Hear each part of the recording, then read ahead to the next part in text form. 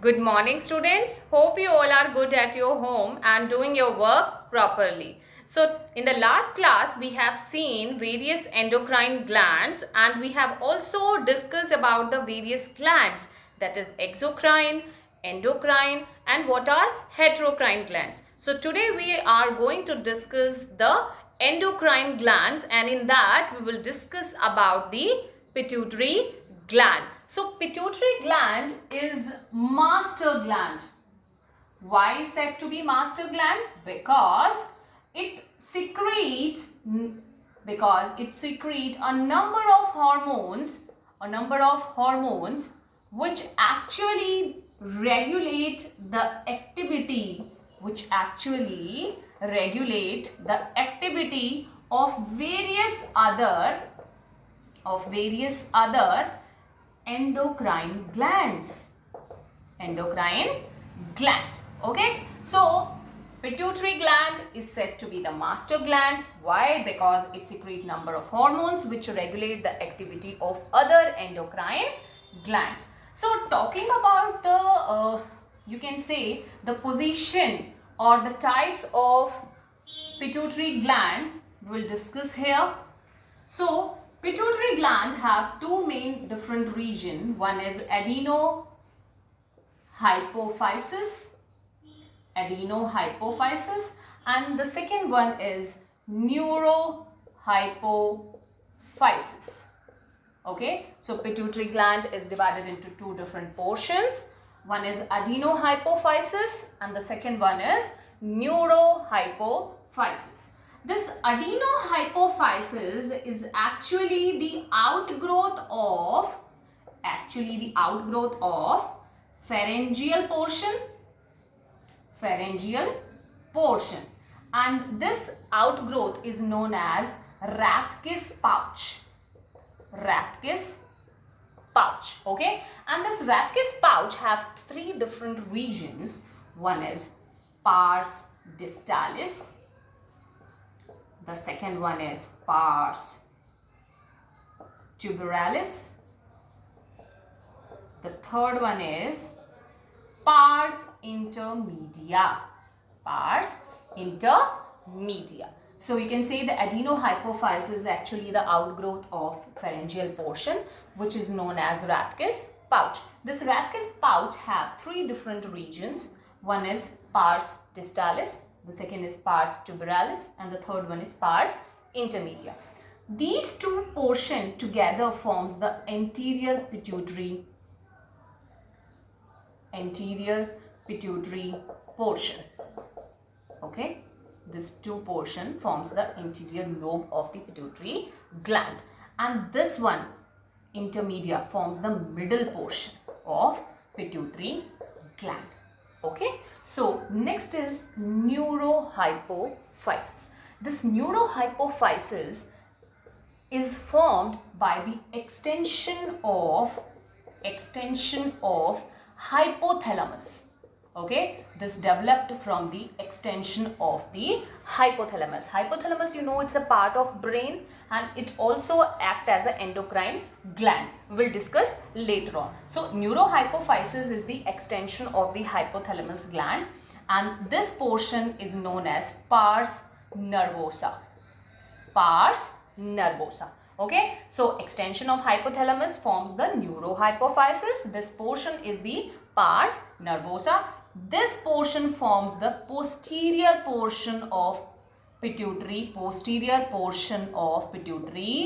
gland. Okay, see, we have discussed the various portions here. So adenohypophysis pharyngeal portion को बोलते हैं, and it is known as Rathke's pouch. This pouch have three different regions, and out of that two forms the anterior pituitary gland, one forms the middle portion, and here the hypothalamus extension is the pars nervosa, which forms the posterior portion of the pituitary gland.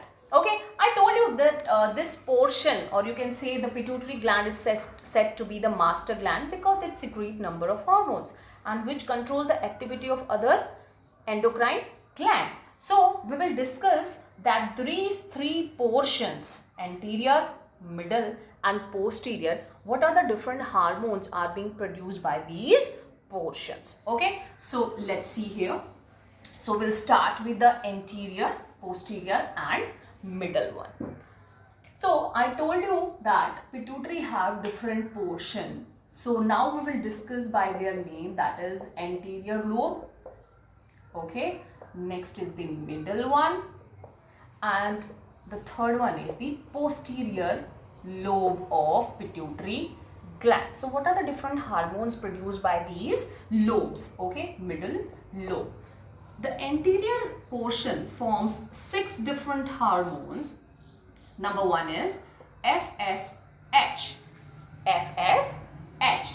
Okay. Next, luteinizing hormone. Luteinizing hormone. Next is ACTH, adrenocorticotropic hormone. So I'll write it here. Follicle stimulating hormone. Follicle stimulating hormone. The next one is luteinizing hormone. Luteinizing hormone. The third one is the adrenocorticotropic hormone. Adrenocorticotropic hormone. The next one is the TSH, thyroid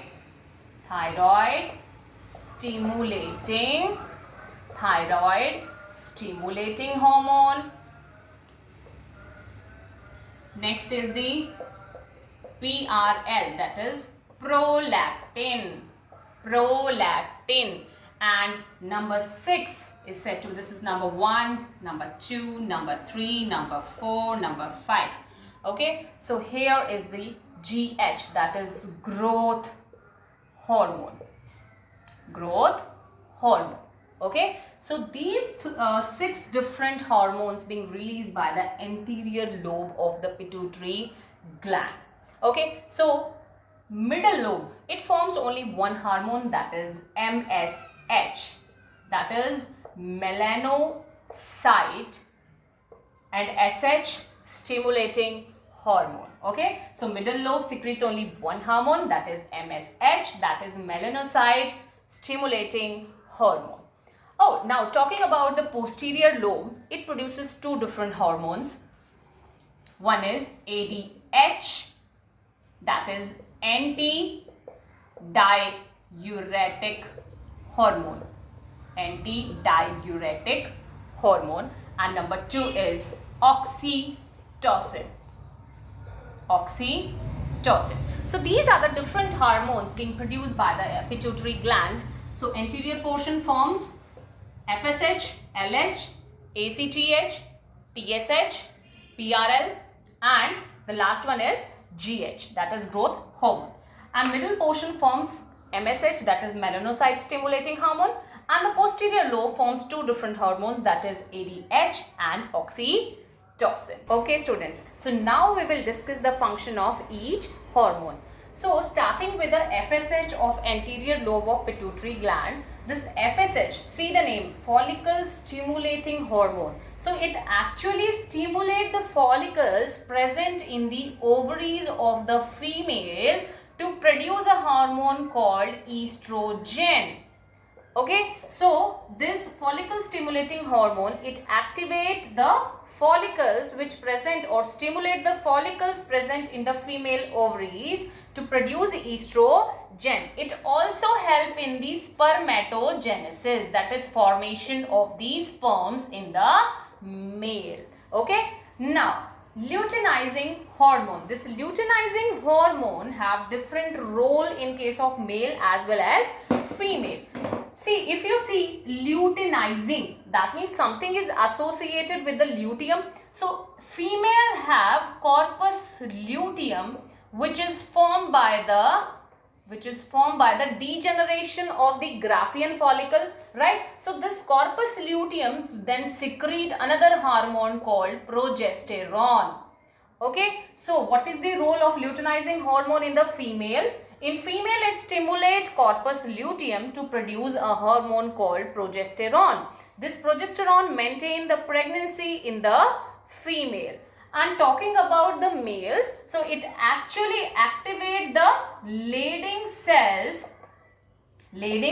cells to secrete androgens in case of males. Okay. Now, talking about the ACTH, as the name indicates, adrenocortico. So, this hormone actually activates the cortex region of adrenal gland to secrete hormone. Okay. So, ACTH have its role on adrenal gland.